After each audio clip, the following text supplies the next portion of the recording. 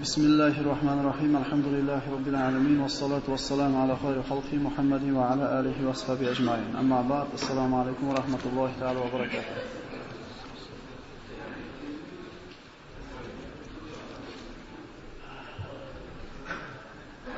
Alloh subhanahu va taologa beadad hamd va sanolarimiz bo'lsin. Siz bilan bizni mana shu Ramazonga jonimiz olmasdan, o'ldirmasdan yetkizdi va mana shu yerda Alloh bizga zikr qilib jamlanishlikka tavfiq berdi. Alhamdulillah, allazi bi ni'amihi tatimmus solihat. Mana bir necha kundan beri taqvoga taalluqli bo'lgan mavzular haqida suhbatlashayotgan bo'lyapmiz. Birinchi suhbatimizda bu Qur'on faqat muttaqin kishilarga to'g'ri yo'l ko'rsatishligini gaplashdik. Kechagi suhbatimizda nima gaplashdik?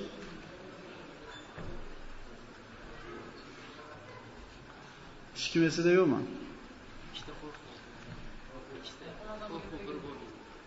Ya'ni qo'rquv haqida gaplashdik. Ya'ni qisqacha takrorlashib qolgan bo'lsak, Alloh taolo hadis qudusida marhamat qildi, men bir bandaga ikkita qo'rquvni ham bermayman, ikkita xotirjamlikni ham bermayman. Ya'ni unda bitta qo'rquv bo'ladi, bitta xotirjamlik bo'ladi. Agar dunyoda mendan qo'rqib yashagan bo'lsa, oxiratda albatta mendan xotirjam bo'ladi. Va aksincha, dunyoda bexavotir mendan qo'rqmasdan yashagan bo'lsa, albatta oxiratda unda xavotir bo'ladi deydi. Mo'min odamda bitta qo'rquv, bitta umid bo'lishligi kerak. Qo'rquv bu Parvardigorning azobidan qo'rquv bo'lsa, umid Parvardigorda kechirimli, g'ofurur rohim zot ekanligidan umidvorlik bo'ladi. Bugun ana shu qalb kasalliklaridan bo'lgan bir kasal haqida gaplashamizki, bu ham taqvoga bevosita bog'liq bo'ladi. Ana shu ikkita ronni ham ochib qo'ysalar, ozgina havo kirar edi. Men isib ketyapti-da oldi.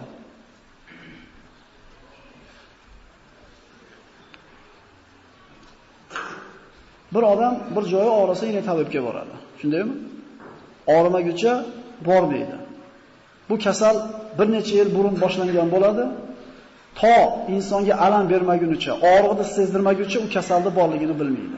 Og'rigandan keyin tabibga boradi. Bugun mana shunday siz bilan bizni jasadimizni, qalbimizni og'ritmayotgan bir kasal haqida gaplashamizki, ehtimol shunday bir tushuncha bo'lib qolsa kerak sizlarda. Bunaqa kasal ham bormi hali bizda? Bunaqa kasal borligini bilmasangiz, uni tuzatishga kirishamiz. Bu shunday kasalki, juda ko'pchiligimiz bundan g'ofilmiz, beparvomiz. Va deyarli hammaning qalbida bunday kasal bor. Mana o'tgan suhbatda aytdik, Hanzala roziyallohu anhu Rasululloh sollallohu alayhi vasallamning suhbatlarida o'tirgan paytda bir boshqacha holatda bo'ldi. Oilasiga borib, xotini bilan ozgina dunyoda gapidan gaplashgandan keyin qalbini o'zgarayotganligini sezyapti. Ya'ni qalbi ozor chekdida Rasulullohning oldiga shikoyat qilib bordi. Bugungi siz bilan gaplashmoqchi bo'lgan mavzuyimiz bu mana arab tilida al-ujub deyiladi. O'zbek tiliga o'giradigan bo'lsak, bu kervozlik degani. Kervozlik nima? Kervozlik ana shu kibrda bir kichkinaroq. Ro'parasida turgan odamdan inson albatta o'zini ustun deb biladi. Bir odam chiroyliroq mashina minib kelsa, "Seni mashinang chiroyli bo'lsa, zato meni kuchim ko'proq." Ro'parasidagi odamda puli ko'proq bo'lsa, zato men o'rischani yaxshiroq gapiraman. Albatta sizning ichingizda unda yo'q bo'lgan bir sifat borki, shu sifat bilan o'zingizni nima deb bilasiz? Balad deb bilasiz. Zato biz namoz o'qimaganimiz bilan matimiz toza deymiz. Har bir odam o'zini ro'parasidagi odamdan qaysidir bir sohada nima deb biladi? Meni diplomim bor desdan kelmadi. Bu mana shu kervozlik yoki ujub deyiladigan bo'lsa, bu kasalni mana ko'rib chiqamiz. Bu kasal haqida salaf solihlar nima deyishgan? Bu kasalni dorisi qanday bo'ladi? Mana shular haqida gaplashgan bo'lamiz inshaalloh.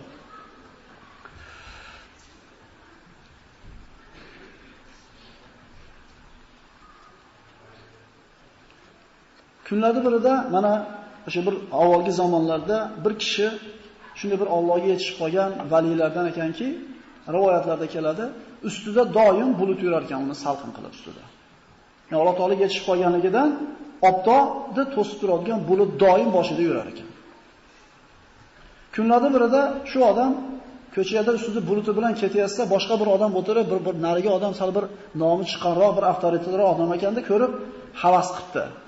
Ustida buluti bor ekan. Xudoga yetishib qolgan odam ekan. Keyin shu yaxshi odamning orqasidan ozgina yuray, menga ham shuni yaxshiligidan yuqsa ajalmas debdi-da, orqasidan ergashibdi. Ustida buluti bor bo'lgan kishi qarasa orqasida shaharda o'zga ko'ringan hurmatli bo'lgan odam erishib kelyapti. Ha debdi. Bar Xudo bir zuvolama katta uzib qo'yganda mana shular orqamdan nima qilyapti? Erishib kelyapti, o'ziga ozgina baho berib qo'yibdi.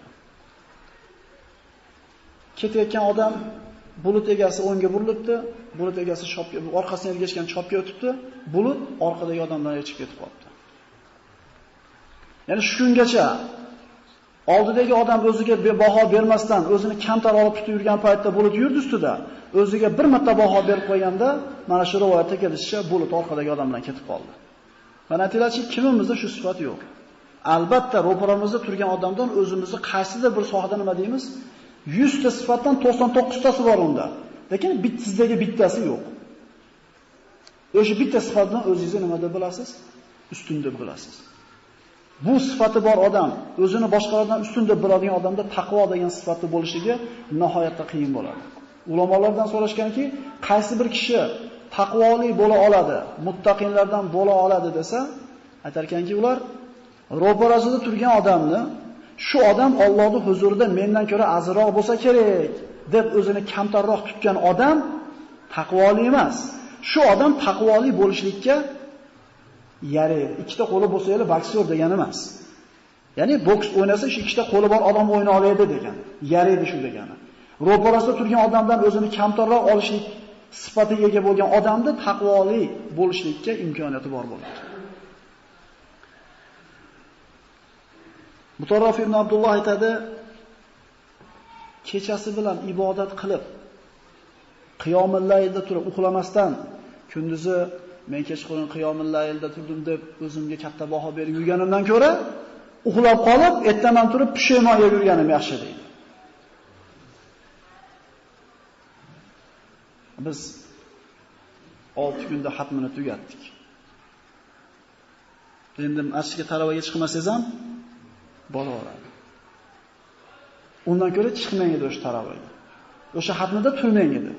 Agar mana shu turganligingizni pesh qilib, mana shu turgan sifatingiz bilan o'zingizni boshqalardan ko'ra, ya'ni 3 kunda tugatadigan mashqlarimiz bor mana.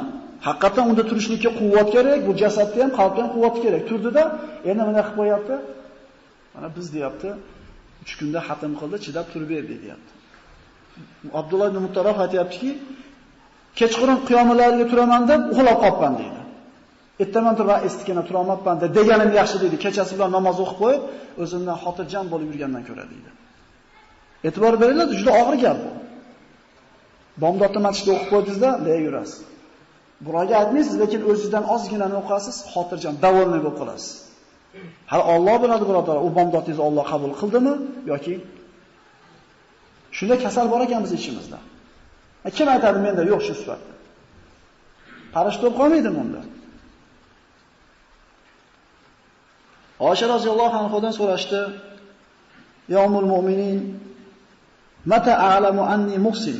Men muhsin, yaxshi inson ekanligimni qayoqdan bilaman? Deganda Oysha onamiz aytdiki, o'zingni yomon odamligingni bilsanglar yaxshi odam bo'laverasan. O'zingni kamchiliklaringni borligini, o'zingni ayblaringni borligini ko'rayotgan bo'lsang, demak sen endi men qachon aksi yomon odam bo'laman desa, o'zingni hasanotlaringni, yaxshiliklaringni ko'rishni boshladingmi? Tuz yaxshi bo'lib qoldingiz, misol o'tganligidan ko'ra bir mana bo'lib qoldi, anaqa bo'lib qoldi, mo ishingizni tashladingiz. Faqat nimalaringiz ko'rinyapti? O'zingni hasanotlaringni ko'rishni boshlagan kuni yomon odamsan. Ko'p ilmning keragi yo'q. O'zingizni aybingizni, nuqsoningizni ko'ryapsizmi? Demak, yaxshi odamsiz. Ayblaringiz emas, fazilatlaringizni ko'rishni boshladingizmi? Demak, yomon odamsiz.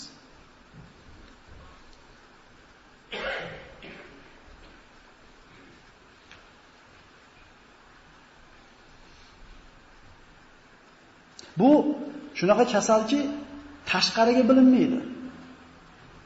Shundaymi? U odamning ichkarida bo'ladigan kasal. Misol bir odam deylik ko'p gapirayotgan bo'lsa, yoki bo'lmasa qandaydir kiyimini tozalik e'tibor bermayotgan bo'lsa, yoki g'iybat qilayotgan bo'lsa, tashqariga ko'rinadi-da, tashqarida birodarlar nima qiladi? Deydi, ko'p gapirma deydi, kiyimini tozaroq tut deydi, o'zingni usha deydi. Tashqarida bu ayb ko'rinadigan bo'lganda birodarlarimiz bo'lardi atrofimizda, bizga nasihat qilib bu aybimizni nima qilardi? Yo'q bo'lishiga yordam berardi. Endi musibat nimada? Musibat bu kasalni hech kim bilmaydi. U qayerda bo'lar ekan? Bilmayapsizmi Abdulloh ibn Mutarrif nima deyapti? Uxlab qolib pushayman olganim yaxshi deb kunduzi davomli yurgandan ko'ra deydi. Ana shunday zikr qilinadi, Banu Isroildan bo'lgan bir yigit tarki dunyo qilib toqqa chiqib ketibdi. Tarki dunyo qilibdi-da, mana shu ma'siyatga, gunohga botgan dunyoda turmay shu bir qiynalsam ham ibodatda, taqvoda yashab toqqa chiqib ketganda, ana shu qavmning oqsoqollari bu yigitni qaytaraylik bu yo'lidan, bu qilgan ishi yaxshi emas deb 3 ta oqsoqol chiqdi. Chiqib hali yigitni tog'dan topishibdi, ana shu darvishona hayot kechiryapti. Bolam, sen bu yo'ldan qaytgin. Bu yo'l qiyin. Biz sinab ko'rganmiz. Chidashning iloji yo'q. Sabring yetmaydi. Deganda hali bola shunday javob berar ekanki, qiyomat kunida Alloh taoloning huzurida turishlik bundan ko'ra og'irroq deydi. Haqiqatda qiyomatda dahshati bilan dunyoda mashaqqatini solishtiradigan bo'lsa, hech narsa emas dunyodagi. Juda bir chiroyli javob berdi. Haligi birinchi gapni gapirgan oqsoqol og'zi shunday yumilib qoldi. Siz dunyoda qiyin bo'lishidan qo'rqyapsiz menga. Men oxiratdagidan qo'rqyapman. Dunyodagisiga chidayman, qiyomatdagisiga oson bo'lishiga uchun dedi. Indamay qoldi. Ikkinchi oqsoqol aytdi: "Bolam, sen qarindosh urug'laringni tashab chiqib ketib, bu yerda yashaganingdan ko'ra, ularning ichida yashab, ularni rozi qilib yashaganing yaxshi emasmi?" desa, hali bola aytadiki, "Ey amaki" deydi, "Agar men Allohni rozi qilib olsam, bandalarni ham mendan nima qilib qo'yadi?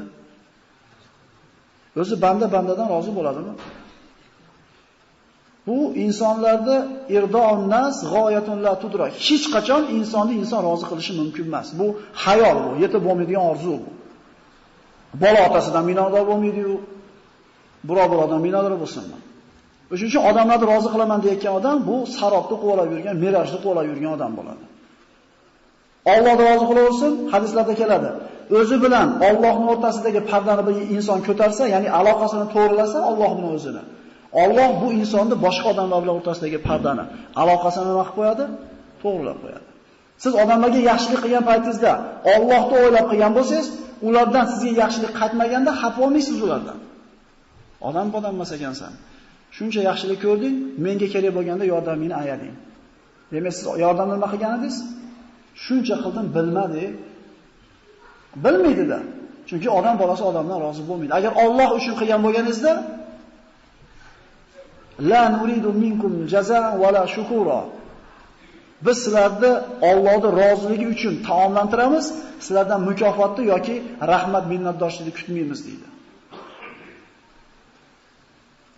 Allohni rozi qilib olay, qolgan odamlarni ham Alloh mendan nima qilib qo'yadi?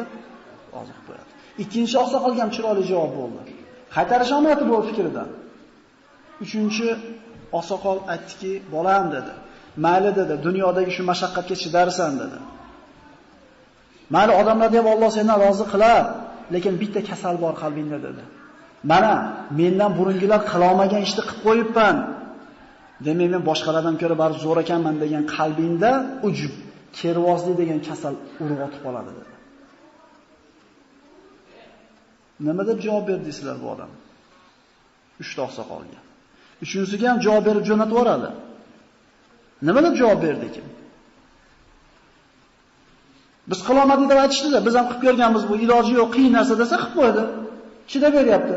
O'shanaqa qilib qo'yganingdan keyin matinda xotirjam hech kim, mana deylik, bir odam bir domlaga kelgan ekan.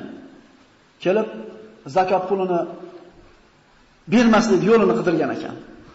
Juda katta miqdordagi pul bo'lgan, u 3 marta, 4 marta kelganda ham oxiri bo'lmaganda, estikina paloncha $1000 deb chiqib ketgan ekan.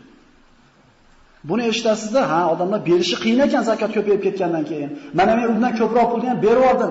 Demak, men zo'r odam ekanman degan narsa o'zingizga o'zi shayton nima qiladi? Kuydab turadi shu narsani qalbimizga. Mana bu yigitga aytdiki, hech kim qila olmaydigan ishni qildim deb o'zingdan o'zing xotirjam bo'lib qolasan deganda yigit javob beradi. Amaki deydi. Diqqat qilinglar. Agar inson o'zini kimligini va Robbisi kimligini tanisa, hech qachon ujubga, kervozlikka berilmaydi deydi. Inson qachon o'zidan ketib qolar ekan? O'zini kimligini, Robbisi kimligini esdan chiqarib qo'ygandan keyin. Falyanzuril insanu mimma khuliqa min ma'in dafiq yakhruju min baynis sulbi wat tara'ib. Inson nimadan yaralganiga qaramaydimi dedi Alloh taolo. Axir u ko'krak qafasidan, umurtqa pog'onalaridan otilib chiqqan suvni yaratmadingmi deydi. Ya ayyuhal insanu ma gharraka bi robbikal karim allazi xalaqaka fassawwaka fa'adalak. Ey inson, seni karim bo'lgan Parvardigoringga itoat etishlikdan nima to'siyapti? Ulamolardan biri aytadi: "Ey inson, nimaga kerilasan? Axir sen CD yo'lidan bir marta u yoqqa, CD yo'lidan bir marta bu yoqqa chiqqan bir maxluq bo'lsang." Inson o'zini kimligini esdan chiqarib qo'yganda, inekin o'ziga o'zi baho berishni boshlar ekan, davolni bo'lib qolar ekan o'zidan. Boshqa olim aytadi: "Ey odam bolasi, nimanga kerilasan? Asling najosat, materialing. Qorning to'ldir najosat. Ertaga qabrga qo'yilganda to'ldir najosat bo'lasan. Nimanga kerilasan?" deydi. Najosatda nutfa iflosroqmi yoki CD'ni tomchisimi? Yetib bordimi? Agar CD'dan bir tomchi kiyimingizga tegsa, yuvorib o'qib ketaverasiz namozingizni. Lekin bir tomchi nutfa tegsa nima qilish kerak? G'usl qilish kerak. Bu yigit aytayaptiki, inson o'zini kimligini esdan chiqarmasa, hech qachon o'ziga nima qilmaydi? Baho bermaydi. Mana endi mana shunaqa kasal bor ekan. 15 minut bo'ldi. Mana shunday kasal bor ekan. Endi uni dorisi nima? Bu qalbning kasalligi, bu ko'rinmaydi birodarlar. Musibat shunda. Ko'ringanda aytadi bir-birimizga: "Ey sen ko'p gapiryapsan, ey kiyimingni toza tut, ey ko'p boshqa qilma" deb. Bu ichimizda buni o'zimiz tuzatishimiz kerak. Alloh tavfiq bersin. Bir kishi aytadi: "Inson o'zidagi ujubni, o'zidagi kervozlikni o'ziga baho berishini tuzatmoqchi bo'lsa, 4 ta narsaga e'tibor bersin" deydi. Mana diqqat qilasizlar. An yara at-tawfiq min Alloh ta'ala fa idza ra'a at-tawfiq min Alloh ta'ala fa innahu yashtaghilu bi-shukr va la yajibu bi nafsihi. Wa yanzuru an-na'ma allati na'ama Allahu biha alayhi fa idza nazara fi na'maihi ishtaghala bi-shukri alayha wa istaqalla 'amaluhu va la yajibu. Mana sizda bir sifat bor. Pulingiz bor qo'lingizda. Shu pul bilan kerilyapsiz. Siz qarang, bu pul kimniki o'zi? Birinchi e'tibor bering, sizdagi bor narsa, sizni keriltirayotgan, sizni gupirtirib olayotgan narsa kimniki o'zi bu? O'zimiznikimi? Bu pulni kim berdi? Alloh berdimi? Qanday qilib Allohning narsasiga siz kerilasiz? Tasavvur qiling, birovning ming olgan mashinasiga siz kerilmaysiz u. Xuddi birovning yegan ovqatiga sizni qoningiz to'ymagandek. To'g'rimi? Birov chiroyli qilib Qur'on o'qib bersa, siz kerilmaysiz, siz o'qimadingiz uni. U qori o'qidi uni. Sizni pulingiz boshqalardan gupirtirayotgan bo'lsa, mashinangiz chiroyliligi boshqalardan ishlayotgan bo'lsa, qarang, bu mashina kimniki o'zi aslida? Allohnikimi? Agar bu ne'mat Allohligini eslasangiz, sizga vaqtincha berilganligini eslasangiz, shunga shukr keltirish kerak deysizda, kerilmaysiz. Sizniki emas-da u. Yo siznikimi? Ikkinchisi, shu pulingizni xayriyatga sarf qildingiz. Yoki shu mashinangiz bilan odamlarning xizmatini qildingiz. Hech kim qilmadi, mana tikosi bolalar tashab qo'ymadi oshnani adirga. Men Mercedes bo'lsa ham, benzinni ko'p ichsam nima qildim? Tashab qo'ysa bo'ladimi tikosi bolalar? Benzin rasxod ozroq, lekin men Mercedesim bo'lsa nima qildim? Tashab qo'ydim. Tushib kelyapti, o'zimga o'zim baho berib kelaman. Mana hech kim qilmagan ishni nima qildim? Qilib qo'ydim. Shunda ikkinchi dori ishga tushsin. Shu ishni qilishlikni Alloh sizga berdi tavfiqini. Agar siz qilmaganingizda boshqasi tashab qo'yardi ekan, lekin shu savobni olishlikni imkoniyatini kimga berdi? Sizga berdimi? Bugun Mercedesda chiqib ketish bor edi ekan, mana shu jo'rangizni siz olib chiqmasangiz, nariga Mercedes bor nima qilardi? Uni siz olib chiqib tashamadingiz. Alloh sizga izn beruvdi bo'ldi. Nimaga kerilasiz? Uchinchi dorisi. Xo'p, tashab tushdingiz. Allohdan ham dedingiz. Allohning mashinasi ham dedingiz. Alloh tavfiq ham berdi dedingiz. Bir ikkisi bo'ldi. Uchinchisi turibdi. Hali qabul qiladimi buni Alloh? Hajga borib keldik. Qur'on o'qiyapmiz, taravih o'qiyapmiz, manakalar roza tutyapmiz. Hali savol bu. Va amma man utiya kitabahu bi yaminihi fa yaqulu ha umqra'u kitabiya. Biz xursandligimiz bir mahal bo'ladi akalar. Kitobimizni o'ng qo'limizda olganimizdan keyin xursand bo'lishga haqqimiz bor. Ungacha xursand bo'lishga hech qanaqa sabab povut yo'q. Chunki aytayapmiz mana, Banu Isroildan bittasi 70 yil ibodat qildi, aka-uka omonat bo'lgan singsini berdi, uni zino qilib o'ldirib qo'ydi.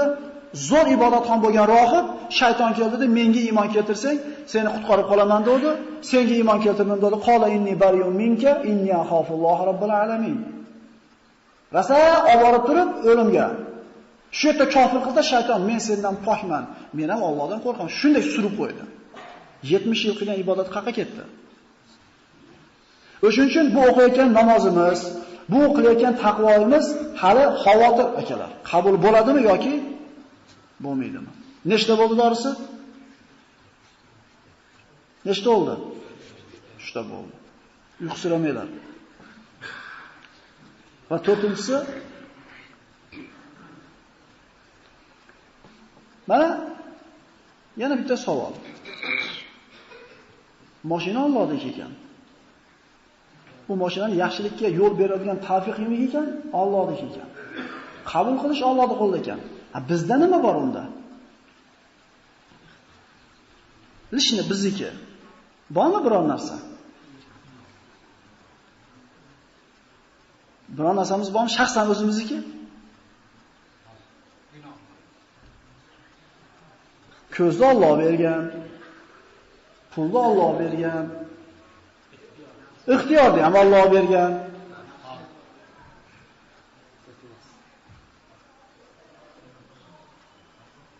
Bormi boshqa nima bizniki shaxsan bizga? Masalan, mana Alloh bergan. Mana ham Alloh bergan. Xalqqa ham Alloh bergan. Aqlni ham Alloh bergan. Harakatni ham Alloh bermasa bo'lmaydi. Bitta ish bor, shaxsan bizniki. Bu gunohimiz. Gunohni Alloh bermaydi, biz o'zimiz qilamiz uni. Xo'p, bizdagi hamma yo'q Allohniki ekan. Bizdagi narsa bilan kerilish mumkin emas ekan. Nimamiz bizniki ekan? Keringlar, shu gunohimiz bilan keringlar agar kerilish bo'lsa. Inson ana shu kerilishlik degan kasal yo'q bo'lishligi uchun qarasin-da, o'zini qilgan gunohidan boshqa hamma narsani Alloh bergan. Ixtiyorni ham, aqlni ham, savobni ham, boshqani ham. Bo'pti, men manaqa yomon odamman, men manaqa bir xunuk fe'llarim, manaqa rasvo sifatlarim bor deb uni yashiramiz-a? O'zimizning narsamizni yashiramiz u Alloh bergan narsani o'zimiz nima qilamiz? Yuqoriga ko'taramiz.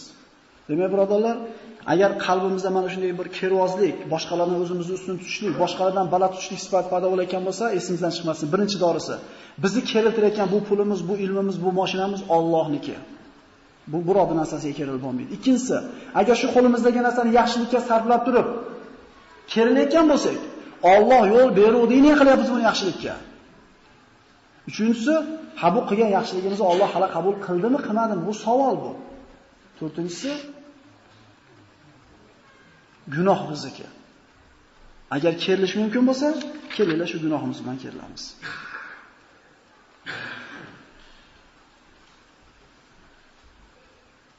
Masruq rahimahulloh qol, kafa bil mar'i ilman an yakhshalloh va kafa bil mar'i jahlan an yu'jibi amalihi. Bir odamni Allohni tanitadigan bir ilmi bo'ldimi? Shu eng katta ilm shu.